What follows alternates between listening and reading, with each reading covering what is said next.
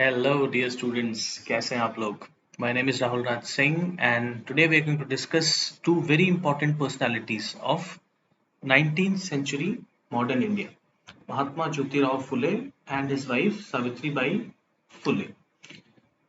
ये जो पर्सनालिटी हैं, राइट, महात्मा ज्योतिराव फुले, ये जो 19th सेंचुरी के एंटी कास्ट मूवमेंट्स जो स्पेशली हम महाराष्ट्र और साउथ इंडिया में देखते हैं, उसके one of the earliest leaders हैं, राइट। और ये इतने महान हैं कि बाबा साहब अम्बेडकर इनको अपना गुरु मानते थे, राइट। बाबा साहब तीन लोगों को अपना गुरु मानते थे, एक महात्मा बुद्ध, दूसरा कबीरदास जी और तीसरे ज्योतिराव फुले जी, राइट। तो आज हम इन्हीं को डिस्कस करेंगे। So let's start dear students. Okay, तो इनकी लाइफ जर्नी को हम शुरू करते हैं। इनका जो जन्म है वो 1827 में पुणे में महाराष्ट्र में होता है, राइट, इन अ गार्डनर्स कास्ट, मतलब जो माली कास्ट है उसमें इनका जन्म होता है। तो उस टाइम का जो महाराष्ट्र है वो बहुत ही ज्यादा रिलीजियसली ऑर्थोडॉक्स और सोशली ऑर्थोडॉक्स था। तो इनकी जो कास्ट है वो शूद्र कैटेगरी में उस टाइम पे आती थी, और जो अपर कास्ट थे स्पेशली ब्राह्मण्स, वो अपने आप को काफी सुपीरियर मानते थे, राइट। एंड उस टाइम पे अनटचेबल्स की स्थिति तो बहुत ही ज्यादा खराब थी, राइट। उनको महात्मा ज्योतिराव फुले ने अति शूद्र कहा है, राइट। तो अब आगे बढ़ते हैं। तो ये पढ़ाई में बहुत ही अच्छे थे, बहुत ही ब्रिलियंट स्टूडेंट थे। इनकी प्रतिभा को देखते हुए इनके एक रिलेटिव ने इनके फादर को ये रिकमेंड किया कि आपका बच्चा पढ़ाई में बहुत अच्छा है, तो इसको आप प्राइमरी के आगे पढ़ाएं, राइट। क्योंकि उस टाइम पे इनकी कास्ट में ऐसा चलन था कि प्राइमरी एजुकेशन के बाद बच्चों को काम पे लगा दिया जाता था। बट इनके फादर ने वो एडवाइस मान ली और इनको एक missionary school, Scottish mission high school, उसमें इनको एडमिशन दिलाया, राइट। तो ये पढ़ लिख गए। इनको modern western ideas like equality, okay, rule of law, ये सब इनके बारे में पता चला। सोवरेनिटी ये क्या होता है, सोशल जस्टिस क्या होता है, राइट। सो जैसा कि इंदिरा गांधी ने फेमसली कहा है कि जो एजुकेशन है वो माइंड को लिबरेट कर देती है, तो इनका भी माइंड लिबरेट हुआ। अब क्या था, ये क्योंकि देखो शूद्रा कास्ट के थे, अनटचेबल के नहीं थे, राइट। तो शूद्रास के साथ उस तरह का डिस्क्रिमिनेशन नहीं होता था जैसा कि अनटचेबल्स के साथ था। उनके साथ तो उनकी स्थिति तो बहुत ही खराब थी, उनको गांव के बाहर रहना पड़ता था। लेकिन जो ब्राह्मण्स है वो शूद्रास को भी काफी उस टाइम के ब्राह्मण्स, राइट, आज के नहीं, तो वो काफी इनको अपने से नीचे समझते थे। उस टाइम इंडियन सोसाइटी काफी बैकवर्ड एंड ऑर्थोडॉक्स थी। तो इनकी लाइफ में 1848 काफी इंपॉर्टेंट ईयर है। इस ईयर में तीन इंपॉर्टेंट इंसिडेंट इनके साथ होते हैं। तो एक क्या होता है, ये अपने एक ब्राह्मण फ्रेंड की शादी में जाते हैं, उसकी बारात में शामिल होते हैं। तो वहां पे क्या होता है, उस लड़के के पेरेंट्स को ये बात पता चलती है, तो वो इनको बुला के इनको टोकते हैं। वो बोलते हैं कि तुमको पता नहीं है क्या, तुम कौन हो, और ये ब्राह्मणों की बारात है, तुम इसमें कैसे आ गए। तो ये सुन के इनको बहुत बड़ा झटका लगता है। इनको लगता है कि ये मेरे साथ ऐसा क्यों किया गया। तब इनको ये एहसास होता है कि ये कहानी सिर्फ मेरी नहीं है, बल्कि जो महाराष्ट्र की मेजॉरिटी पॉपुलेशन है वो या तो शूद्र में आती है या अनटचेबल में आती है। तो इन्होंने डिसाइड किया कि इसकी वो जड़ तक जाएंगे और इसके खिलाफ फाइट करेंगे।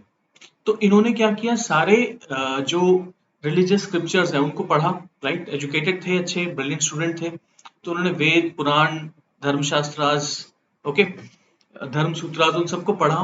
तो इनको ऐसा लगा, राइट, इनको ऐसा लगा कि जो ये जो ब्राह्मण्स के लिखे हुए टेक्स्ट हैं, जो स्क्रिप्चर्स हैं, उसमें शूद्रास और अनटचेबल्स के लिए कुछ नहीं है, और इवन जो फीमेल्स हैं उनकी भी स्थिति उसमें सबऑर्डिनेट है।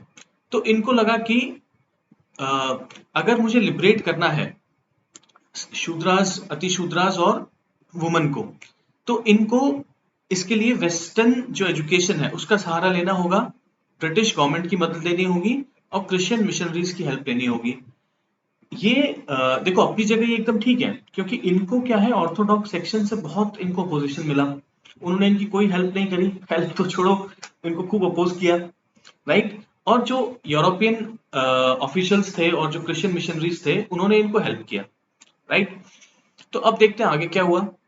तो एक तो ये इंसिडेंट, इसके बाद क्या हुआ, ये अहमदनगर इन्होंने विजिट किया महाराष्ट्र में 1848 में ही। वहां पे एक क्रिश्चियन मिशनरी लेडी थी यूएसए की, राइट, सिंथिया फरार। नाम आपको ध्यान नहीं रखना है, बट कहानी सुन लो, उससे क्या होगा आपको पूरा लिंक पता रहेगा, और इनसे रिलेटेड कोई भी क्वेश्चन अगर आता है यूपीएससी में, स्टेट पीसीएस में या अदर गवर्नमेंट एग्जाम्स में, तो आपको आराम से कर पाएंगे, राइट। मैं आपको बताऊंगा कि आपको कितनी चीजें याद रखनी है। सारा आपको याद नहीं रखना है, लेकिन कहानी पूरी सुनो, ठीक है। चलो आगे बढ़ते हैं। तो अब नेक्स्ट 1848 में क्या हुआ, इन्होंने थॉमस पेन, कौन है थॉमस पेन, जिनको पता है प्लीज कमेंट बॉक्स में मुझे बताएं, उसकी बुक पढ़ी राइट्स ऑफ मैन, राइट। ये अमेरिकन रिवॉल्यूशन से एसोसिएटेड पर्सनालिटी है।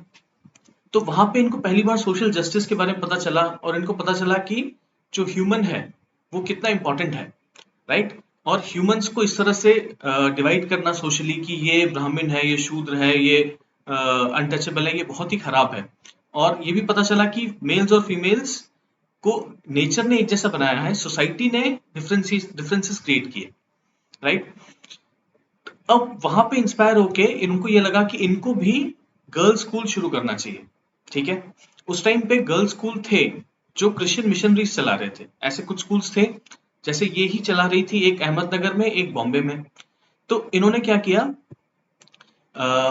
इनकी वाइफ को भी इन्होंने पढ़ाया था, इनकी शादी बहुत कम एज में हो गई थी, राइट, जब ये 13-14 साल के थे, वाइफ 10 साल की थी। तो इन्होंने वाइफ को पढ़ाया, और ये काफी इंस्पायर हुए क्रिश्चियन मिशनरी सिंथिया फरार से। इन्होंने अपनी वाइफ को उनसे मिलाया और उनको बोला कि आप इनको ट्रेनिंग दें, टीचर बनने की, टीचर्स ट्रेनिंग इनको दें। तो उन्होंने उनको टीचर्स ट्रेनिंग दी। उनके साथ एक इनकी एसोसिएट और थी, फातिमा शेख, राइट, उनको भी हम डिस्कस करेंगे आगे के वीडियोस में।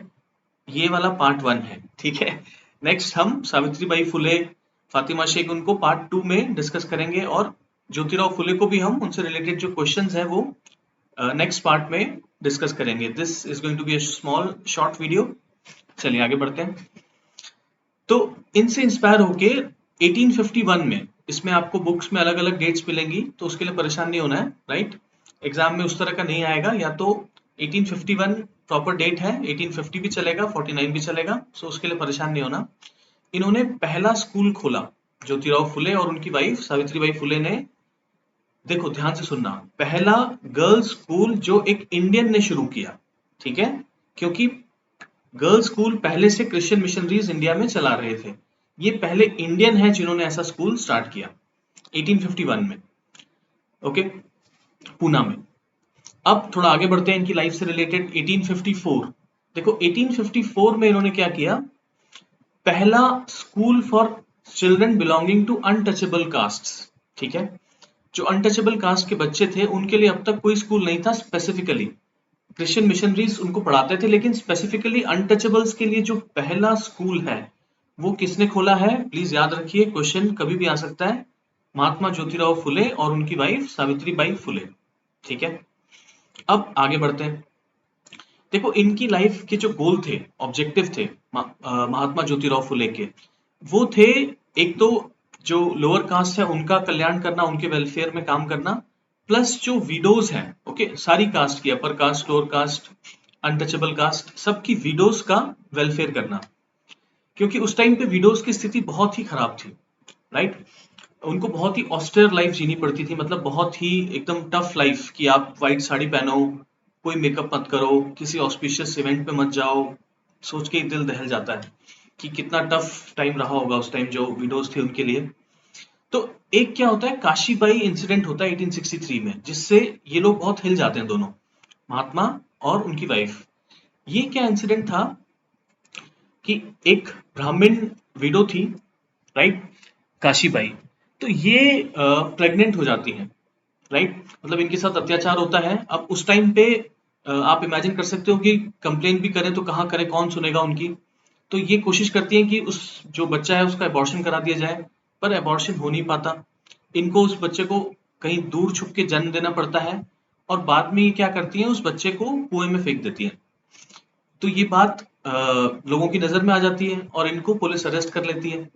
तब इन लोगों को बहुत बुरा लगा कि देखिए गलती किसी और की, इन्होंने पूरा सफर किया, और कितनी टफ सिचुएशन में, आप इमेजिन करो अपने बच्चे को मारना कितना मुश्किल होगा किसी के लिए भी, जिसको 9 महीने पेट में रखा।